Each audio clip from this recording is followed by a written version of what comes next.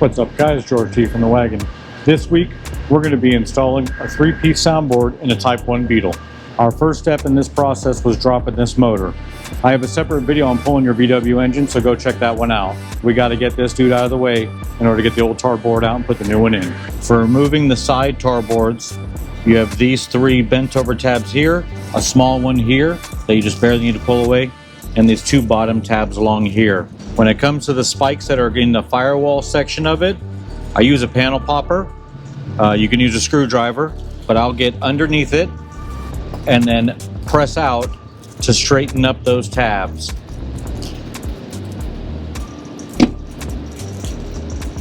So now that tab is straightened. I'll do all of them and pull the entire board off. So here's an example of the 3 tabs removed or pulled out, our 2 bottoms and this here. So if you have not purchased yet a set, I cannot suggest enough to get you a set of Nip-X, because what you can do with these Nip-X is after these have been bent out, and instead of bending it in the exact same spot and then breaking those tabs off, I can take this and actually straighten up where it was first bent, and then I'll be able to put a new fresh bend in it so as to not break those off again. Order of removal will be your back firewall comes off first, and then the 2 sides. Once you get the tar board removed, all your wiring is exposed. This is a good time if you have trouble with your brake lights, anything like that. This is a great time to start diagnosing that. After you've removed the tar board and you have all your spikes sticking through, once again my Nip-X come into play here. So I will grab the spike and I will squeeze it, and now it's a nice straight spike coming out as opposed to a bent one. If they have a bend in them, as you're going to put that board in them, they may not poke through, they may just get flattened behind the board. So I go through every one of my pokies and I straighten them up with a pair of Nip-X to get a nice sharp straight point sticking out again. That also makes it a lot easier when you go to put the new board up, because you're just going to be pressing it in there, and with the spikes straight and sticking out, they just pierce right through the tar board. While removing the old board, try and keep it intact. We're going to use it later for copying these holes that were originally there and putting them into our new board. The new board comes blank. This is a product I use called Fat Mat. This is basically a sound deadener. So when you have things like this, like I showed you earlier in the video, when you have the loom coming across and you can see where it went, but you know that you're not going to be able to keep your hand inside there in order to keep it there, the simplest solution that I have is I save some of this. This is like a bitch-a-thing product. It's sticky. So what I will do is I will put this in place, and I will lay a couple of strips of the sound deadener across there to hold this wiring here, since as I'm installing the board I can't hold it in place. So I'm using this sound deadener, the bitch-a-thing material, to tape that into place. If it fails, it doesn't matter later on, because the board's still going to be holding up against there, and the board is held in mechanically. You have all these spikes that you see in here, and these tabs. When I'm dealing with any sort of sound deadener, bitch-a-thing, Dynamat, Fat Mat, any of these mats, a heat gun will reactivate the adhesion on the backside of it if it's been sitting around a long time or whatever. So you just take a heat gun to it, soften it up a little bit, be careful not to burn your fingers, and now this is a really super sticky piece again. Because what we're sticking to here is not clean and it's not nice. So we're putting that loom into place, and I'm going off of the old indentations. You can physically see where the loom used to go. So I'm putting my new loom there. I'm going to hold it nice and tight to my corner.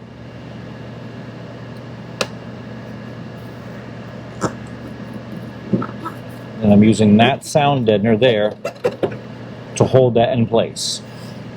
We'll be putting one more piece in that corner to make sure it holds it nice and tight there. And for installing this, you just gotta press it down. But now I'm going exactly where the loom was from the factory before.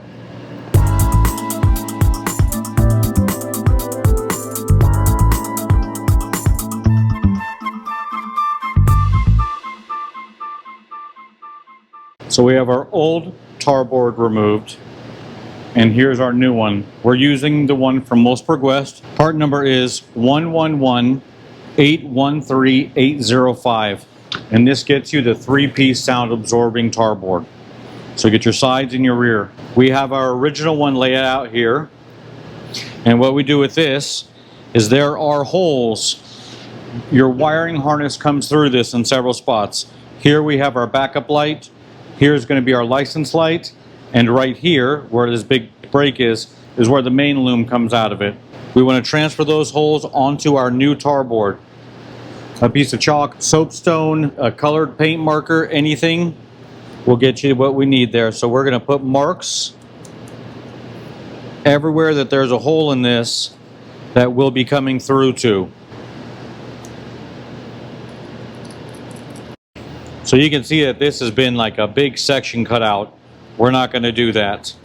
We're only going to punch that hole through, and then this will be intact. Someone has messed with this wiring on this car. This car had a lot of butt connectors in the engine compartment.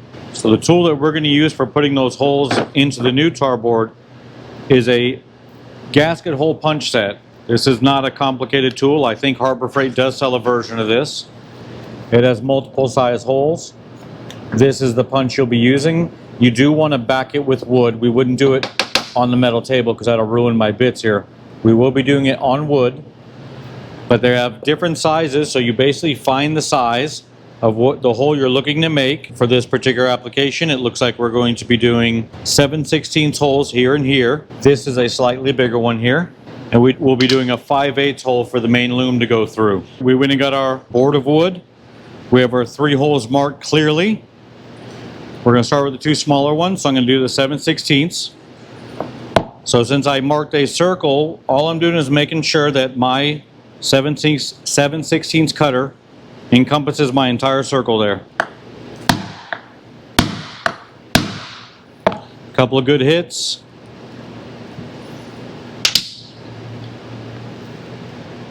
And you can see that right there. We punched clearly through that. And there's our piece of tar inside there. So next we're going to go on to this hole. And then this one is our 5/8 hole.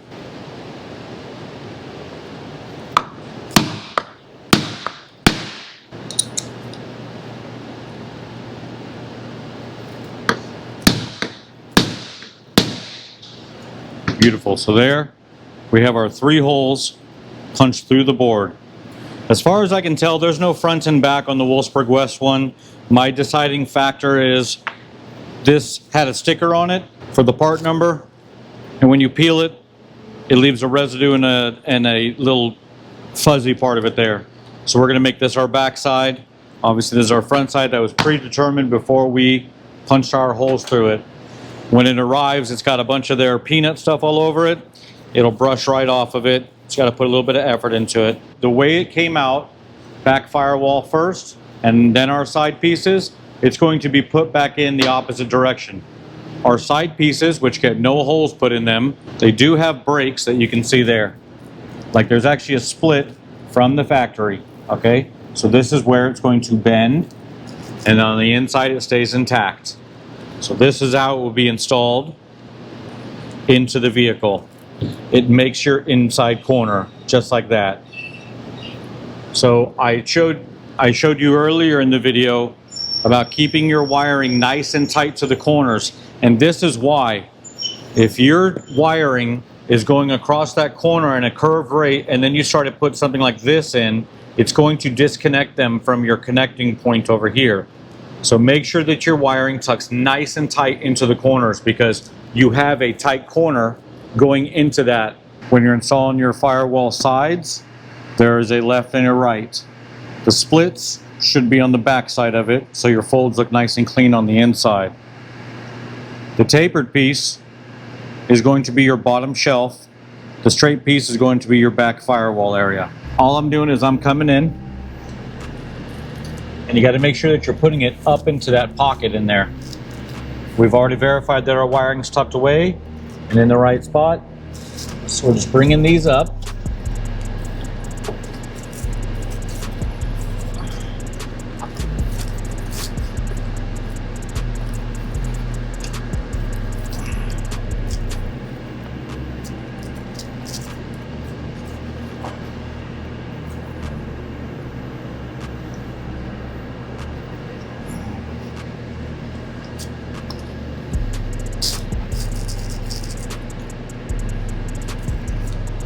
I'm not going to bend any tabs on this because of the fact that we're putting the wiring in. If I bend the tabs and I need to troubleshoot it, then I'm just going to keep bending those tabs back and forth. So right now, we're just putting that in place. We're going to get this other side in place, and then we're going to run our actual back piece on there. The back piece is going to need this loom run through the hole, our license light run through the hole, and the power supply for our backup lights run through the hole. So I'm on the inside of that, but I don't have this folded over either. I don't have either of my bottom tabs folded over, and none of the three tops are. This is basically just held in place by being wedged in there. If I need to check out the wiring, it's as easy as pulling it forward like that.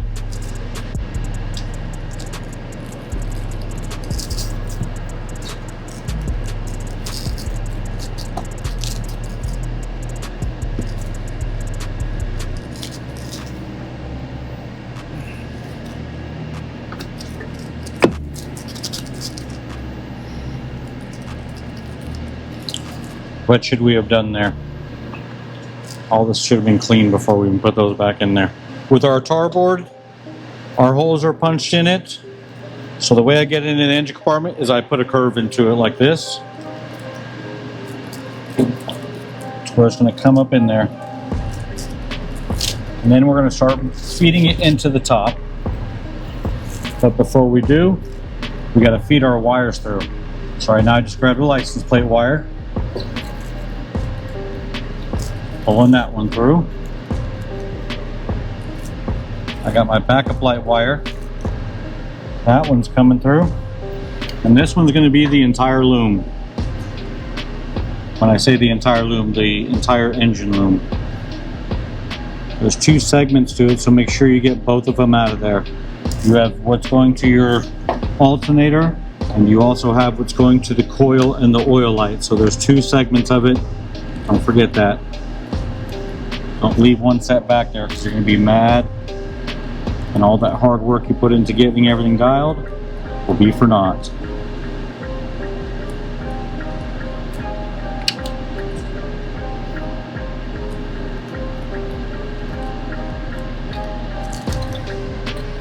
Alright, I have engine loom pulled through, license light pulled through, and we have our backup light pulled through.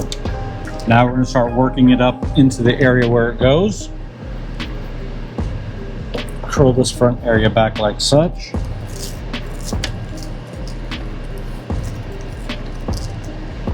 Really helps if this is warm.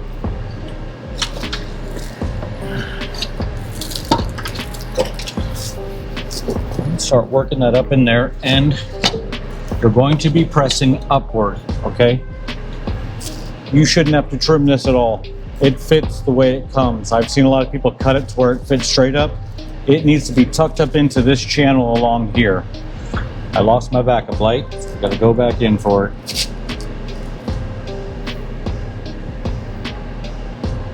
It's because we pulled it out a little bit. But as long as you do that before you secure anything down.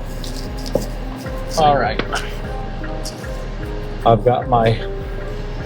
Right now I don't have any of the pokies through.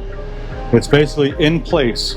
I make sure that my two edges, my two corners are in place and where I want to be before I actually do the final push in, because then once you push it in, you start going through the pokies, it's going to be a very different snare there. It's not going to be able to move. So at this point is when you look at it, do any movements that you want to do. I'm actually very happy with where it's at now. So now is actually when I would push it into it. Remember, there's two tabs at the bottom here.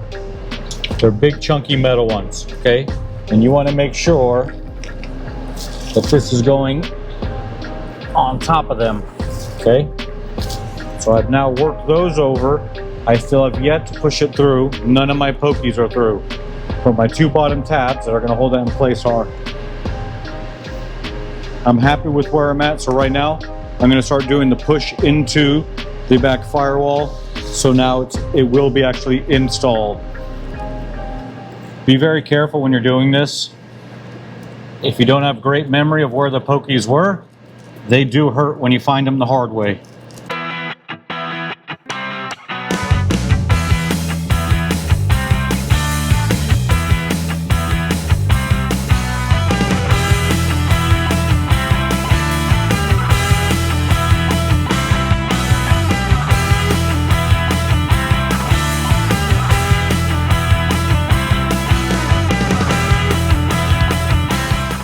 My bottom one is bent. There's usually a mirror of each one of them. So that one right there, it bent over. I'm going to put a pry bar in there or a 90-degree pick and get that thing pushed out. So I took a 90-degree pick on this bottom one that wasn't coming through. I basically came behind it and just pried it out a little bit. We're going to hold off on putting all these in. I'm not going to bend anything over at this point because we are rewiring this car. After I've done a full test, then I'll come back and push all these pokies down. When you're pulling your engine loom through, make sure you pull it all the way through. This was snagged underneath that pokey right there, and I tried to get it to come over to where it would go in its prospective location on the alternator. It would not reach, so I had to unhook it from there and make sure it's out. I've already gone through and tested all my wiring. All my lights work, my license light works. I know that my connections are all reading out for my engine.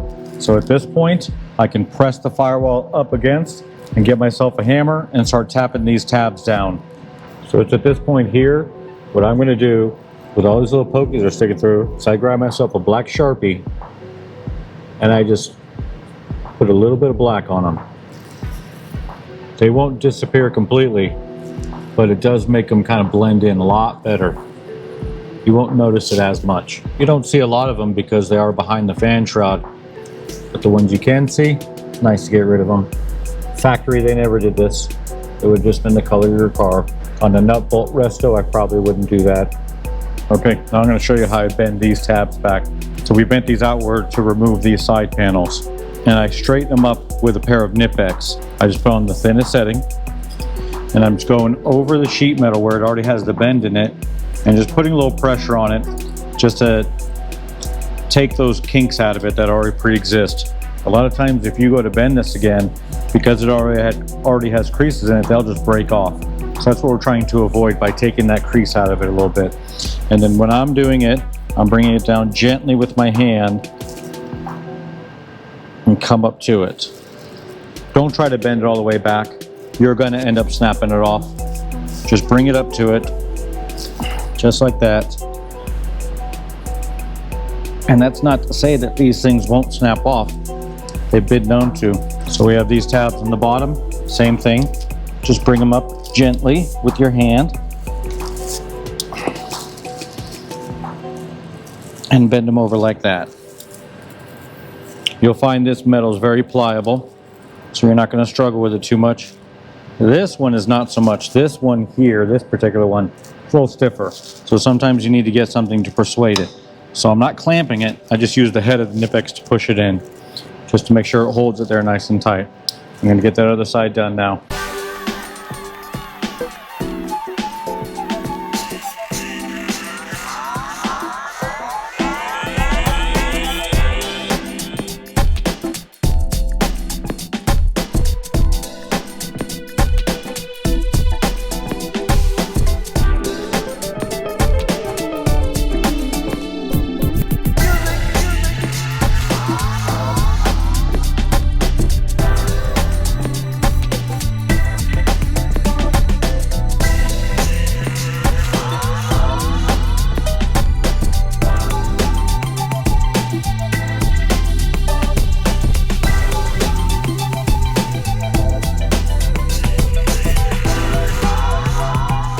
Since we use the original backing board as our template, and we use that nice hole punch, look how clean that hole is for our backup light. Coming over here to our main loom hole, because we use that punch, it just came out really super clean. You can even see the other board is behind it the same way it was factory.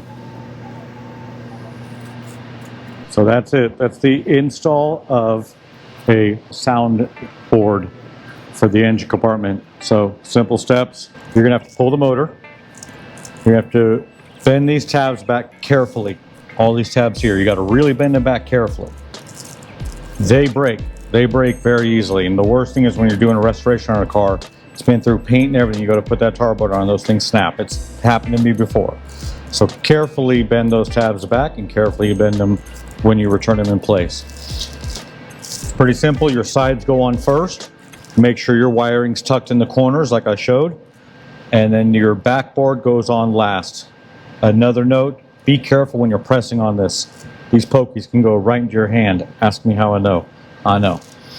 All right, guys, that's it for this video. I appreciate you guys watching. If you have any questions or comments, leave them down below. Also, if you have anything that you'd like to see me do in the future, let me know in the comment section. I'm trying to build some videos up, and I'd like to do some videos that you guys actually want to see. I've got a couple suggestions from a couple of watchers out there, so we're gonna see if we can put those to fruition. So we'll see you next week, guys.